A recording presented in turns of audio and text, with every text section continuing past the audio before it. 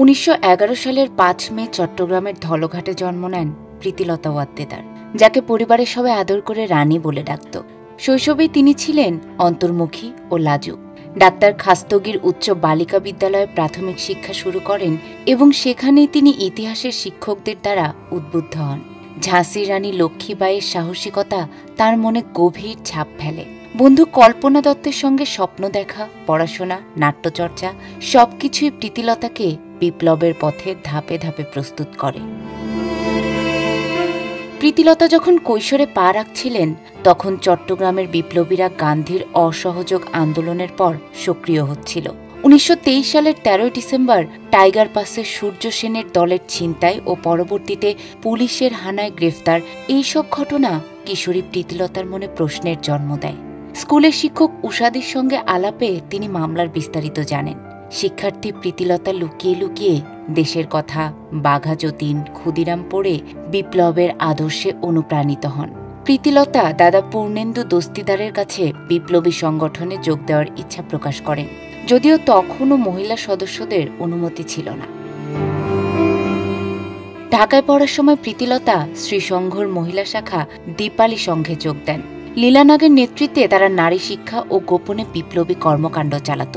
Eden কলেজের শিক্ষক নীলিমাদির মাধ্যমে পরিচয়, লাঠি খেলা, ছোড়া খেলা প্রশিক্ষণ এবং বিপ্লবের আদর্শের শিক্ষা গ্রহণ করেন প্রীতিলতা। ১৯২৯ সালে চট্টগ্রামের সূর্য সেন নারী সম্মেলন আয়োজনের অনুমতি দিলে প্রীতিলতা ও কল্পনা দত্ত যোগ দেন, তবে বিপ্লবী দলে সরাসরি যুক্ত হতে পারেননি। ১৯৩০ সালের ১৯ এপ্রিল আইএ পরীক্ষা শেষে চট্টগ্রামে ফিরে তিনি চট্টগ্রাম যুব বিদ্রোহের সংবাদ পান। ১৯৩২ সালে চট্টগ্রাম যুব বিদ্রোহের ২ বছর পেরিয়ে গিয়েছিল। মাস্টারদা সূর্য সেন ও নির্মল সেন গ্রাম থেকে গ্রামে ঘুরে সাংগঠনিক কর্মকাণ্ড চালিয়ে যাচ্ছিলেন। ধলঘাটের সাবিত্রী দেবীর বাড়ি, যা বিপ্লবীদের কাছে আশ্রম নামে পরিচিত, সেটিই ছিল তাদের অন্যতম গোপন আস্তানা। ১২ জুন ঝড়ঝাপসা রাতে প্রীতিলতা আশ্রমে পৌঁছান। ১৩ জুন সন্ধ্যায় পটিয়া পুলিশ ক্যাম্প অভিযান চালালে মাস্টারদা প্রীতিলতা ও অপূর্ব সেনকে সঙ্গে নিয়ে কচুরিপানা ভরা পুকুর ও জঙ্গলের মধ্যে দিয়ে জ্যৈষ্ঠপুরার কুটির নামে গোপন আশ্রয়ে পৌঁছান। পরের দিন সূর্য সেন প্রীতিলতাকে বাড়ি পাঠান। ধলঘাট সংঘর্ষের পর সকালে জেলা ম্যাজিস্ট্রেট, পুলিশ সুপার ও সেনাধ্যক্ষ ঘটনাস্থলে এসে সাবিত্রী দেবী, তার পুত্র ও আরও ৩ যুবককে বিপ্লবীদের আশ্রয় দেওয়ার দায়ে গ্রেফতার করেন এবং ৪ বছরের কারাদণ্ড দেওয়া হয়। তল্লাশিতে প্রীতিলতা ও অন্যান্যদের ছবি, চিঠি, বইয়ের পাণ্ডুলিপি উদ্ধার হয়। পুলিশের অনুসন্ধান শেষে ৫ জুলাই প্রীতিলতা মণিলাল দত্ত ও বীরেশ্বর রায়ের সহায়তায় আত্মগোপনে চলে যান।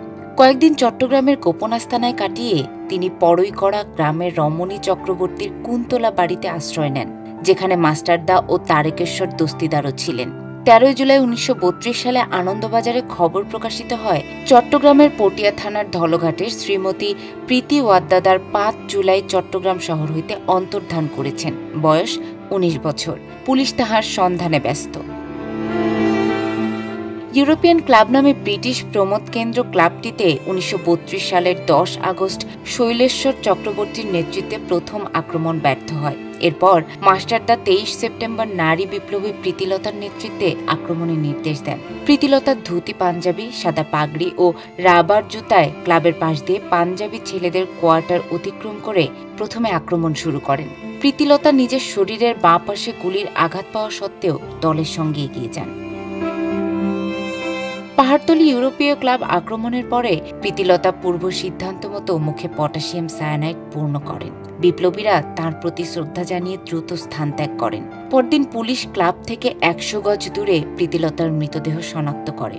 মৃতদেহের তল্লাশিতে লিফলেট, অপারেশন পরিকল্পনা, রিভলভারের গুলি, রামকৃষ্ণ বিশ্বাসের ছবি ও হুইসেল খুঁজে পায়। ময়নাতদন্তে নিশ্চিত হয় গুলির আঘাত গুরুতর নয়, মৃত্যুর কারণ ছিল পটাশিয়াম সায়ানাইড।